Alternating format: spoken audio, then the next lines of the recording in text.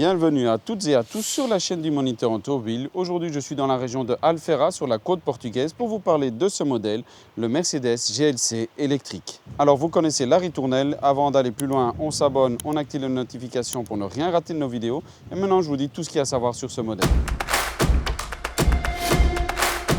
Alors, ce nouveau Mercedes GLC, bien entendu, il vient remplacer non pas le GLC thermique que l'on connaît déjà en version SUV et SUV coupé, mais le EQC, le SUV électrique développé à partir du GLC. On a ici un modèle qui inaugure un nouveau style, donc un peu différent de ce qu'on a vu avec la CLA, notamment au niveau de la face. Ici, où on le voit, il y a cette grande calandre monumentale rétro-éclairée. Et vous voyez tous ces petits pixels ici, il y en a 942 éclairés par 140 LED au total dans ce panneau. Un panneau qui intègre également le radar pour les aides à la conduite, entre autres, mais qui se remarque ici dans le cas présent. C'est un modèle avec la ligne AMG qui se différencie par le traitement donné ici, la partie basse noire, un peu plus sportive forcément, mais qui conserve, elle, par contre, les phares qui sont la nouvelle signature de Mercedes, surtout avec les modèles électriques, avec la fameuse étoile en 3 parties, ici surlignée d'un petit bandeau comme ceci. On retrouve également des éléments qui ont marqué l'histoire de Mercedes en termes de style,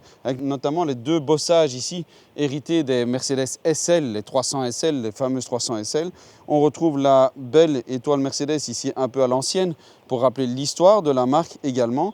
Et cette partie un peu SUV avec un capot très horizontal bien marqué, tout simplement parce qu'en dessous, il faut de la place, non seulement pour mettre le moteur électrique, on en parlera quand on roulera, mais également dégager de la place pour un frunk. Je vous en parle un petit peu plus tard. Maintenant, on va regarder sur le côté ce que ça donne. Alors, ce Mercedes GLC, il a grandi avec 4,86 m de long, 1,91 m de large, 1,64 m de haut, mais surtout un empattement bien étiré de près d'une dizaine de centimètres pour atteindre 2,97 m. Ça devient quand même plutôt conséquent. On peut voir notamment que le modèle donc, est plus bas. C'est bon pour l'aérodynamique. Il faut savoir que dans la meilleure des configurations, le CX de ce GLC électrique est de 0,26. Ce n'est forcément pas le cas de cette version avec la finition AMG Line, qui non seulement a des jantes plus grandes, en 21 pouces au lieu de 20 pouces de série, mais surtout ces marchepieds ici, qui viennent donner un look un peu plus costaud, un peu plus sportif aussi diront certains, mais qui dégradent fortement l'autonomie. On peut constater ici que comme on a une version haute, les poignées, bon ici elles sont sorties mais elles sont affleurantes. Il faut savoir que sur la version de base, on a des poignées classiques qui ne font pas une grosse différence au niveau aérodynamique, mais qui donnent un côté un peu moins raffiné peut-être. On a la casquette très travaillée ici, on le voit, malgré tout avec un petit relief pour donner un petit côté un peu plus raffiné. Et on retrouve, comme d'habitude, le fameux élément ici, avec les petites étoiles, déjà inaugurées par la CLA. Petite originalité ici, c'est intégré dans un grand bandeau noir qui intègre également le logo ici et qui va servir notamment à ouvrir le coffre. Dernier petit détail, toujours pour optimiser l'aérodynamique, que ce soit sur la version AMG ou pas, la partie basse du bouclier qui descend très bas pour améliorer le flux d'air. Ici, on a des petits éléments qui font un peu diffuseur, mais qui n'apportent pas grand-chose si ce n'est du look. Maintenant, on regarde le coffre, parce que c'est aussi à l'intérieur que ça se passe. Alors forcément, avec ses dimensions extérieures généreuses et son statut de SUV familial, ce Mercedes GLC se doit d'offrir de l'espace dans le coffre. Et c'est le cas avec un volume annoncé de 570 litres. On peut voir qu'on a un cache-bagages souple, pourquoi pas, un plancher plutôt affleurant. Donc vous voyez d'abord un petit peu en termes de profondeur, on peut mettre 2 sacs facilement, hop, comme ceci. Donc vous voyez, il y a quand même un bel espace, des formes régulières, des petits espaces comme ça sur le côté. Donc ça, c'est pratique.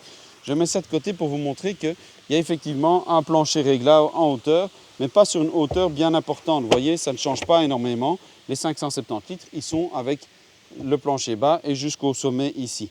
Donc voilà, vous voyez qu'en dessous, il n'y a pas vraiment de rangement disponible. Alors au niveau des aspects pratiques, on a une banquette qui est rabattable. Vous voyez ici grâce à un bouton. C'est une banquette en 3 places et on peut voir que le plancher est parfaitement plat. Ça, c'est un bon point. Mais il y a également une autre petite astuce que moi j'aime bien, et elle se situe au niveau de ce petit bouton-ci. C'est un bouton qui permet de régler la hauteur de la suspension, puisqu'il y a une suspension pneumatique. Je vous montre ça tout de suite. Vaut mieux pas rouler comme ça, donc on va la remonter. Avouez que ça, c'est quand même plutôt pratique. Maintenant, on va regarder un petit peu, parce qu'il y a autre chose au niveau du coffre. Il n'y en a pas que derrière, il y en a aussi un devant. Alors pour ouvrir le frunk, c'est très simple, il y a une petite commande dans la portière ici. Hop, comme d'habitude, c'est sur vérin. Ici, il y a la petite plaquette, vous le voyez. Et alors, Mercedes annonce 128 litres. On ne sait pas avec quelle norme, est-ce que c'est la norme VDA ou pas. Donc moi je vous ai amené mon fameux sac. Vous pouvez voir qu'on peut en mettre un, on peut en mettre deux. Donc c'est quand même déjà pas mal. On peut mettre une petite valise de voyage cabine dedans aussi sans problème. Donc c'est quand même réellement utilisable, même si dans mon cas ça servira plus à mettre la pizza ou les frites avant d'un bon repas en famille. Alors commençons par la partie arrière, c'est mon habitude, vous le savez. Et là le siège est réglé pour ma position de conduite. Et vous pouvez constater que j'ai plein de place pour les jambes. Donc 1,78 m ici, 1,78 m derrière et il y a encore de la place. Pour la tête, il y a encore de la place, mais ceci. Donc on peut dire que quelqu'un qui fait 1,85 m, 1,90 m n'aura pas de problème non plus pour s'asseoir derrière lui-même et avoir de l'aise pour son petit crâne. Ça, il n'y a pas de souci. Seule petite chose, on remarquera que mes genoux sont quand même relativement hauts. Il y a la batterie ici en dessous, mais ce n'est pas non plus exagéré, donc ça va. Et le siège, même en étant réglé au plus bas, permet de mettre ses pieds en dessous.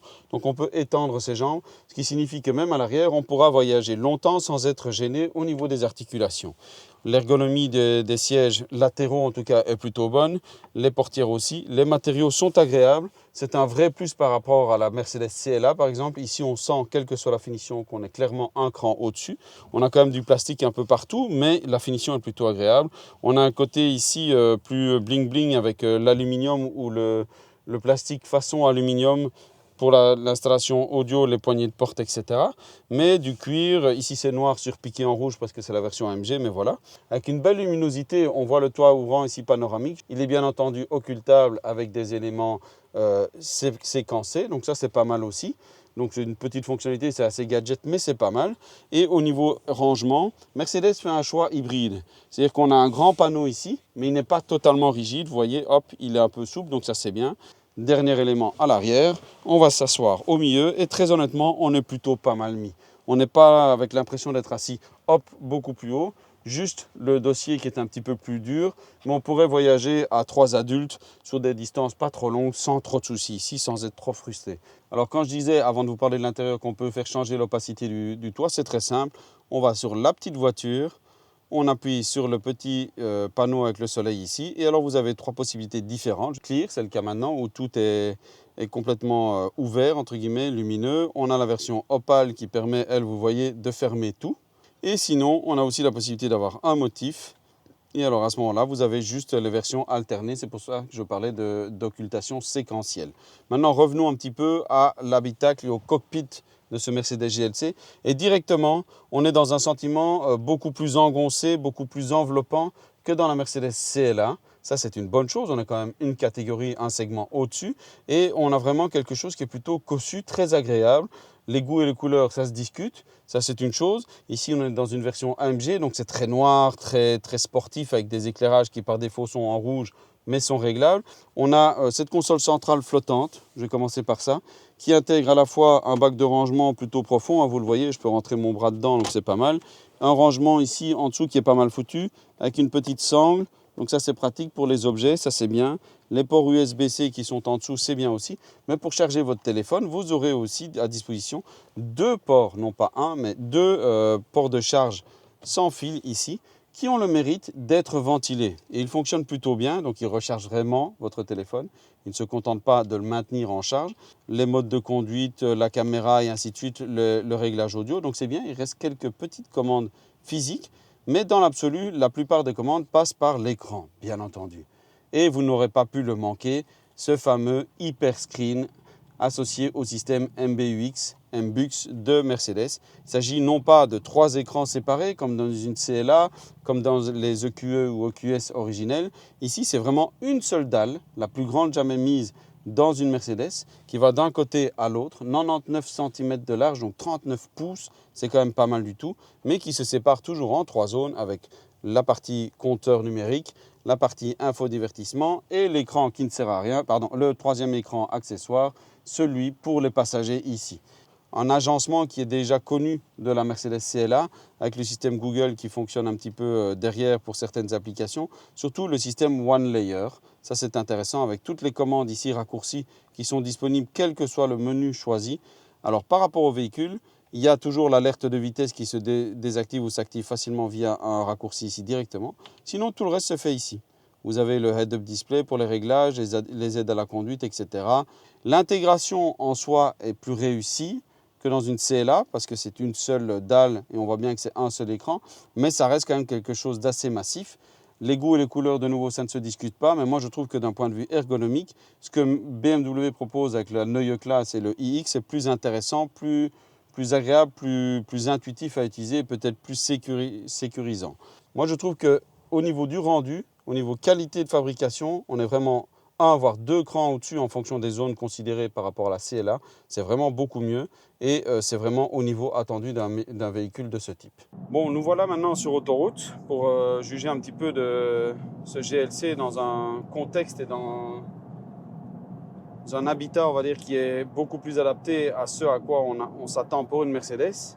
On est sur une surface qui n'est pas forcément hyper lisse ici et donc un peu plus bruyante et vous pouvez constater que les bruits de roulement sont un petit peu plus présents. C'est pas dérangeant en soi, mais bon, ça reste quand même plus présent. On s'attendait un petit peu mieux, sachant qu'on est à un niveau ici sonore équivalent à celui que l'on avait constaté dans une CLA, qui est quand même une gamme en dessous. Donc on aurait préféré avoir quelque chose d'un peu plus probant sur ce plan-là. Par contre, en termes de confort de roulage, il n'y a rien à dire. Je l'ai déjà expliqué tout à l'heure dans un milieu urbain, mais sur les grands axes, franchement, cette voiture est vraiment faite pour ça, il n'y a pas de souci. Sur du dynamique, je l'ai dit également, c'est un petit peu plus délicat. La voiture n'est pas faite pour enchaîner les virages avec une... c'est pas qu'elle ne soit pas rigoureuse, elle le fait très bien, mais le feeling à bord n'est pas vraiment très agréable. Tout à l'heure, en plus, un de mes collègues a failli être malade parce que ça valsait un peu dans tous les sens. Et donc voilà, ça dit beaucoup sur la vocation première et la philosophie de réglage châssis de ce modèle. Concernant les spécifications de ce modèle, il est lancé dans une seule version dans un premier temps, un peu comme chez BMW. Ici, il s'agit du GLC 400 4MATIC, donc 4 roues motrices. Pourquoi ? Parce qu'il y a un moteur à l'arrière de 300 kW et un moteur à l'avant de 60 kW pour une puissance combinée, vous l'aurez compris, de 360 kW. Donc 481 chevaux si je ne me trompe pas, et surtout 800 Nm de couple. Ce qui est pas mal, mais qui doit être rapporté à la masse du véhicule qui est quand même de 2,4 tonnes. 2,4 tonnes, c'est un chiffre facile à retenir puisque c'est également ce que ce modèle est capable de tracter en remorque freinée. Là, par contre, c'est la référence du segment, c'est beaucoup. Ça ne nous dit pas ce que ça vaut après en termes d'autonomie, parce que bon, clairement, tracter 2,4 tonnes avec un véhicule pareil, ça ne doit pas aider à allonger les trajets. Et sur ce plan-là, rappelons que le véhicule est doté d'une batterie de 94 kWh utile, qui annonce une autonomie qui peut atteindre 715 km WLTP. Mais attention, il y a une astuce. Pour y arriver, il faut prendre un pack spécial qui vous met des petites jantes avec des pneus spéciaux, des éléments de carrosserie particuliers qui rendent la voiture directement beaucoup moins sexy et qui vous font gagner WLTP un maximum de 60 km par rapport à l'autonomie moyenne des différentes versions de ce véhicule qui est aux alentours de 650 km, sachant qu'en WLTP, la version que nous avons ici avec le kit AMG et tout ce qui n'est pas aérodynamique du tout sur la voiture, les options, etc., on est plutôt aux alentours de 582 km d'autonomie WLTP. Vous voyez déjà, il y a un gap de 130 km WLTP. En réalité, comptez plutôt un gap de 50 à 60 km réel, surtout sur autoroute. Donc, ce n'est pas vraiment fondamentalement important, mais par contre, avec une remorque de 2,4 tonnes, vous serez à beaucoup moins de ça. C'est pas grave, puisqu'il recharge vite. Alors en recharge AC de série, vous avez 11 kW et en option, vous pourrez avoir un chargeur 22 kW. Pour ce qui est de la recharge rapide, il profite de son architecture 800 volts pour pouvoir recharger jusqu'à 330 kW ici. C'est un peu moins bien que les 400 kW proposés par le iX3, mais bon, c'est suffisant pour avoir besoin d'un peu plus de 20 minutes, 22 minutes pour passer de 10 à 80% dans les meilleures conditions.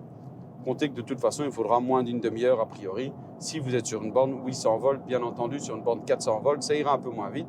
Cette voiture a, comme dans la CLA, une transmission à 2 rapports qui permet d'optimiser la valeur de couple en fonction de la situation de conduite.